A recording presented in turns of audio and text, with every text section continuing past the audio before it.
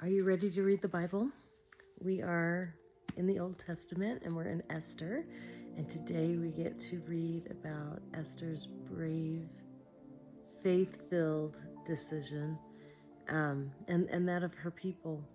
So let's get into it. Esther chapter 3. After these things did King Ahasuerus promote Haman the son of Hammedatha the Agagite, and advanced him and set his seat above all the princes that were with him. And all the king's servants that were in the king's gate bowed and reverenced Haman, for the king had so commanded concerning him. But Mordecai bowed not, nor did him reverence.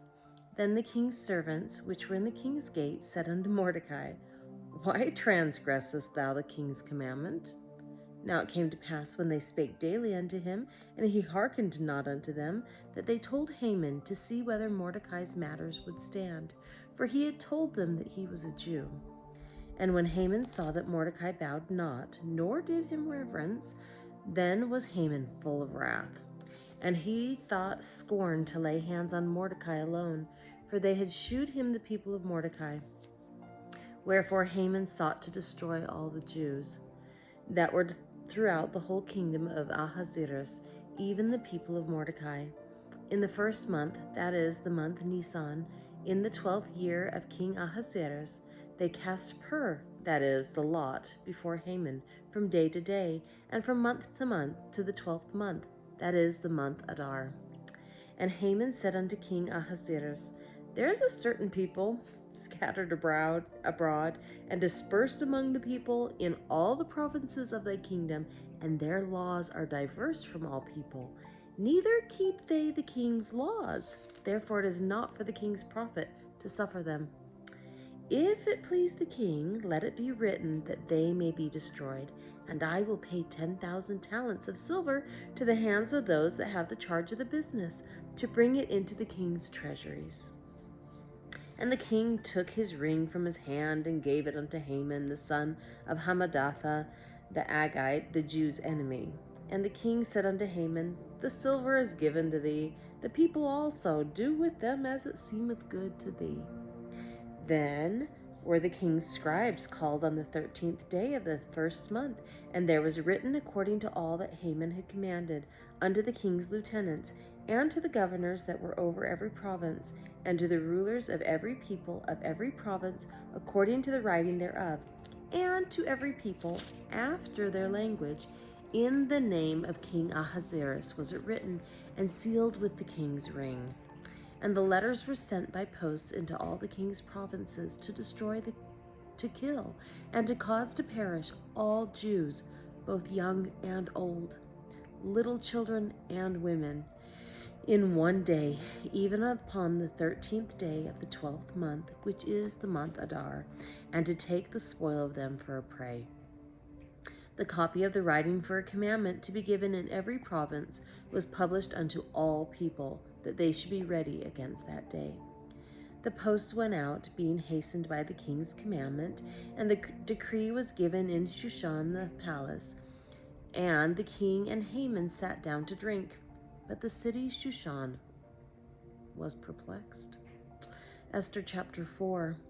When Mordecai perceived all that was done, Mordecai rent his clothes and put on sackcloth with ashes, and went out into the midst of the city, and cried with a loud and a bitter cry, and came even before the king's gate, for none might enter into the king's gate clothed with sackcloth.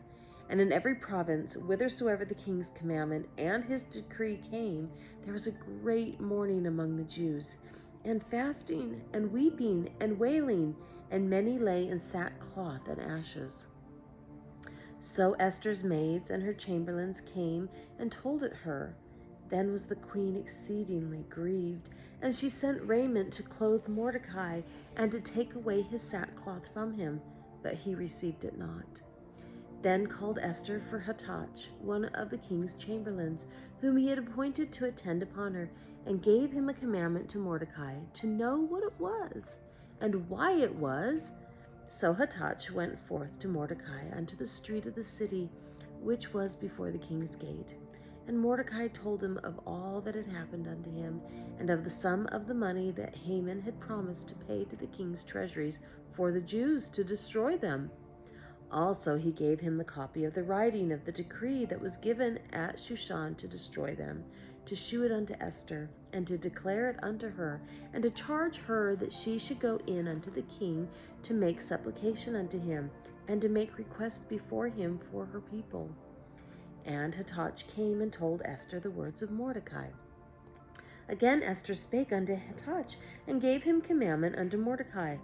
All the king's servants and the people of the king's provinces do know that whosoever, whether man or woman, shall come unto the king into the inner court, who is not called, there is one law of his to put him to death, except such to whom the king shall hold out the golden scepter, that he may live.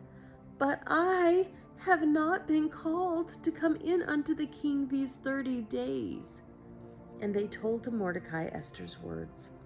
Then Mordecai commanded to answer Esther, Think not with thyself that thou shalt escape in the king's house more than all the Jews.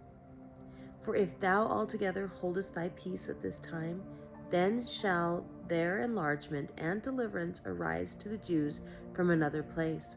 But thou and thy father's house shall be destroyed, and who knoweth whether thou art come to the kingdom for such a time as this?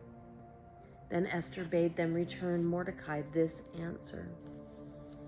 Go, gather together all the Jews that are present in Shushan, and fast ye for me, and neither eat nor drink 3 days, night or day.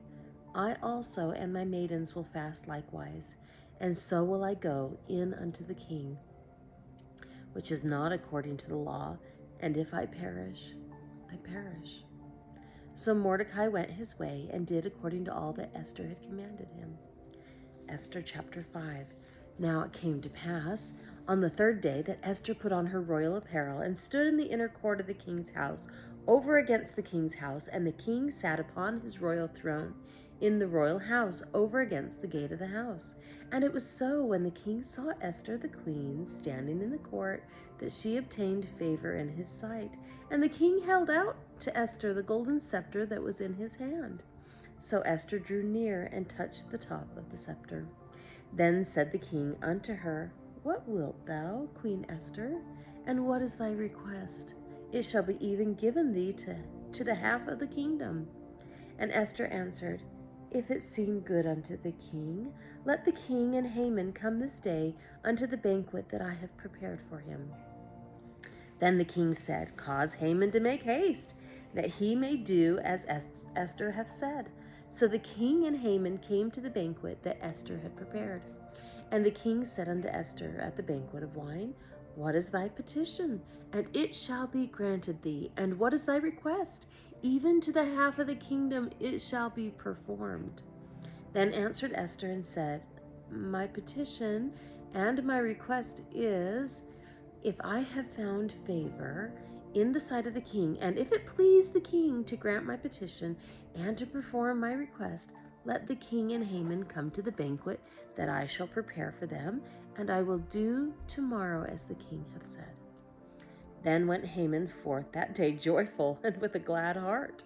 But when Haman saw Mordecai in the king's gate, that he stood not up nor moved for him, he was full of indignation against Mordecai. Nevertheless, Haman refrained himself, and when he came home, he sent and called for his friends and Zeresh his wife.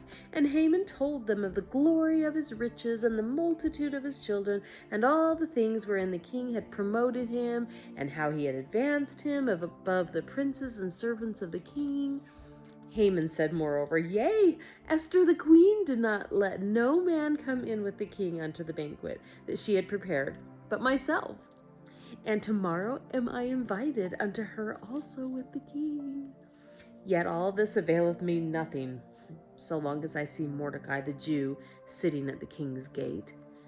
Then said Zeresh his wife and all his friends unto him, Let a gallows be made of 50 cubits high, and tomorrow speak thou unto the king, that Mordecai may be hanged thereon. Then go thou in merrily with the king unto the banquet. And the thing pleased Haman, and he caused the gallows to be made. ... And we shall see tomorrow what happens. Anyhow, sometimes we are asked to do things that are really, really hard and really scary, and it is important that we show up. It's important that we do what God asks us to do, even when we don't understand, even when it seems really scary to us. So be brave, go forth, serve God. He loves you.